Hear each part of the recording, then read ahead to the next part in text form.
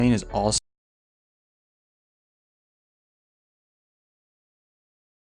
Dopa video. We've watched a lot of his laning phase, but that's not the only thing that makes him a god of solo queue.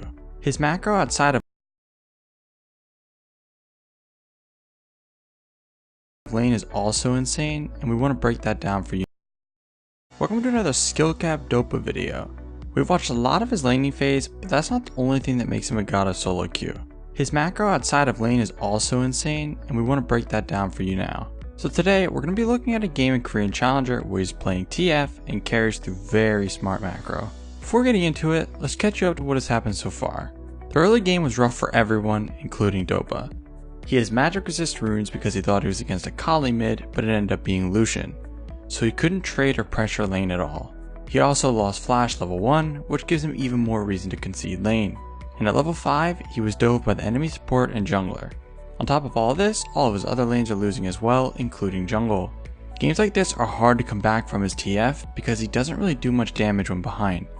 He can't solo kill anyone or anything like that, so it's all macro. Alright, let's get started. First thing to understand about playing from behind is that you don't need to force big plays to catch up. You want to be taking it one kill at a time. This sounds obvious, but a lot of players try to force plays when behind because they feel like if they don't, they'll just lose. The enemy team will make mistakes, trust me. This brings us to our first play that Dopa is going to make at level 6. His ult is up, so after clearing mid, he notices that Volibear has really low health bot lane. Even though his bot might get him, he wants to secure this 450 gold shutdown to help him get back in the game. Dopa always wants to make sure he's fed before anyone else, so he doesn't mind stealing kills, and you shouldn't either. After that, he heads back to mid to farm and avoid trades like he was doing before, until his Gragas support shows up for a gank. So if we pause here, Dopa can easily pick a card and stun Lucian to set up this gank for Gragas, and Gragas is pinging to go in anyways. But you have to be able to make your own calls and not follow your team. Olaf just finished Dragon, and Volibear is in bottom river brush. If they try to go in here, they'll be outnumbered in the fight and will definitely lose. So Dopa pings his team off and clears the wave to recall. Don't let your teams bait you into bad fights. Anyways, if we skip ahead a little to here, Dopa notices his bot lane killed the enemy support, so he can ult down to help them finish off Kai'Sa as well. Now, if you notice, both of his ults to bot lane have been to finish off a fight that his bot was already winning.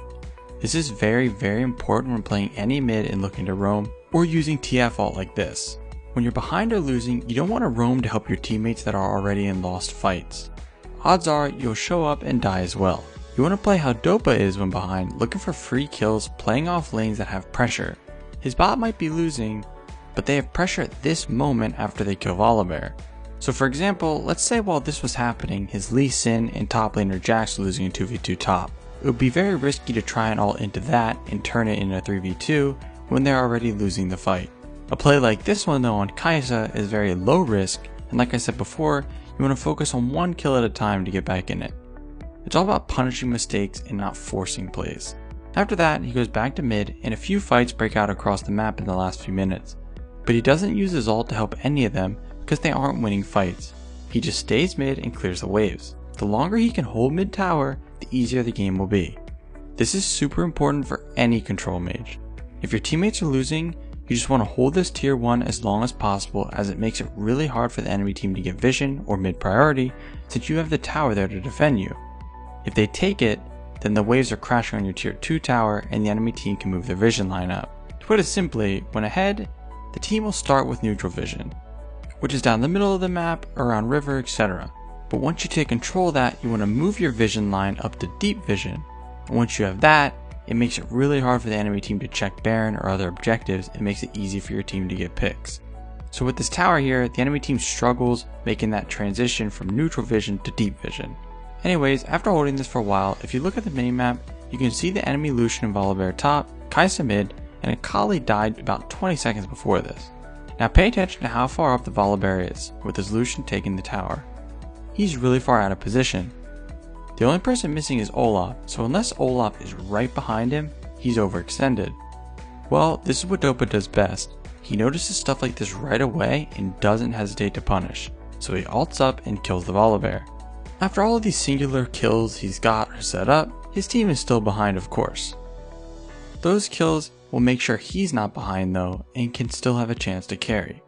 So he's going to head into a side lane, which everyone knows TF likes to do with his ult. The thing is, many TF players or players that go into a side lane don't understand when they're supposed to pressure or group or just push waves.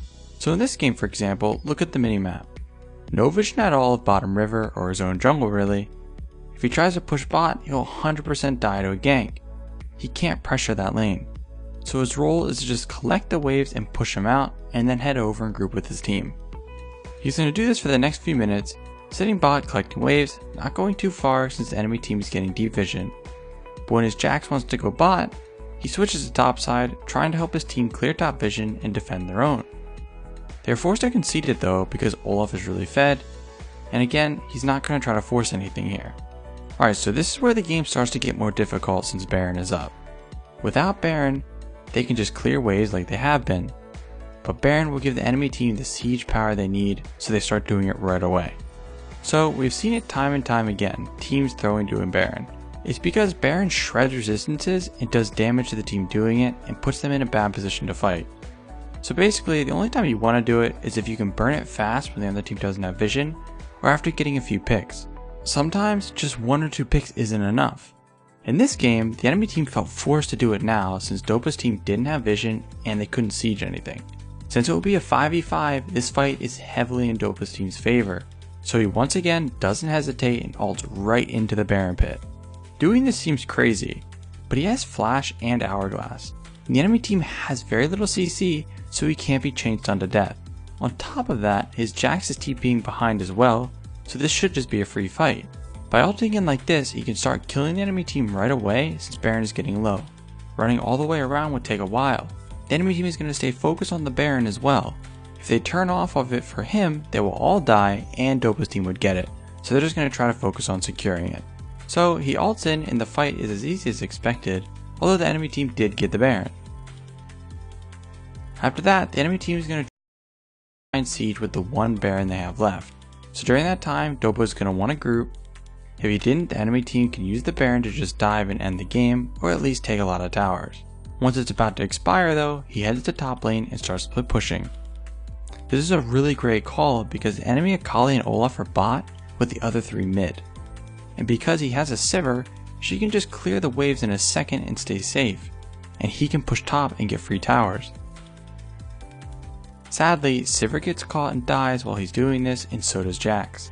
Dopa is forced to recall now and a big play is about to happen. So first, we can see the enemy team is taking mid tower and inhibitor, and they are preparing to go bot next. Dopa is going to run straight to bot tower and focus completely on the minion wave. Now that it's cleared, it's much harder for the enemy team to dive here. With the minions there, they can have their tank get aggro first and dive cleanly if they want to, or they can just focus the tower down. But since Dopa cleared the minion, it swaps right to Olaf who's already low and is forced to run. Now Dopa's just defending himself with gold cards, kiting around, letting the tower do its thing, and he still has Hourglass if he does come close to dying. As expected, Dopa punishes this terrible decision from them and gets 2 kills. We're not done yet though. Remember, Sivir and Jax died before any of that happened and are coming back up. The enemy team has Kai'Sa, Akali, and Olaf up right now, but they have a lot of gold to spend. Ocean Dragon just came up and Dopa has a feeling the enemy team will try to take it, so he ults to get vision and sees that they are. He ults in here and holds his gold card, because he's waiting for Jax and Sivir to get here as well. It's impossible for them to lose this 3v3 with Kai'Sa and Akali not having ult and Olaf being really low with no Guardian Angel. By holding the gold card, the Kai'Sa and Akali won't walk up to him. He's just going to play it slow, and once Olaf finishes the dragon, he hits him with it to pop his ult and keeps chasing. After killing Olaf, he runs on the Akali, getting her as well. This was just really smart macro from him. Knowing the enemy team shouldn't be taking that dragon since they need to recall, again punishing every mistake they make. Now this is huge and you're going to see why. After the fight at bot, the enemy team wanted to just take the dragon, reset, group as 5 and prepare for Baron or push another lane since they have mid pressure with super minions now. They'll have constant mid priority, but since Dopa killed 2 of them, he staggers their deaths as the dead ones from the fight before just come back up. This is huge in solo queue because players can't play safe for 40 seconds and not get picked. We all know this. We can see that's true even in Korean Challenger, since after that, Dopa goes top and they get a pick on the Volibear who's way too far up when he has 2 teammates dead. So now they get another pick which are off the back of the ones Dopa got. So then right after that, it's a 4v5. So he groups mid with his team to clear super minions and start pushing for mid priority. Through some sixth sense, Dopa knew to use his ult here. It could have been to make sure Lee didn't phase check, or he knew the enemy team would be in this area and would be scattered. We're not sure. Let us know what you think in the comments. But anyways, after using his ult, he can see Kai'Sa, Lucian, and Olaf in River. He knows this is a man-up fight for his team, but how does he go about initiating it?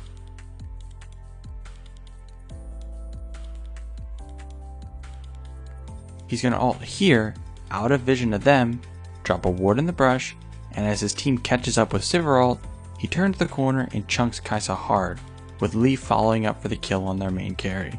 It's much better for him to do it like this instead of ulting right on top of Kai'Sa, because she could hit him, then ult behind to get away from his team catching up. Coming from this angle takes her by surprise. After killing her, it's a pretty easy fight for them, and they get the Baron to end the game. Alright guys, so this was obviously just some really insane macro, and you really only see this out of Dopa. But there was a lot to learn here, starting from his 1 kill at a time mentality in the early game, holding mid tier 1 as long as possible, and then punishing the enemy team every time they overextend or overstay. Learning to spot these mistakes is the first step. Alright, that's going to bring us to the end of this video. We hope you enjoyed, and thanks for watching.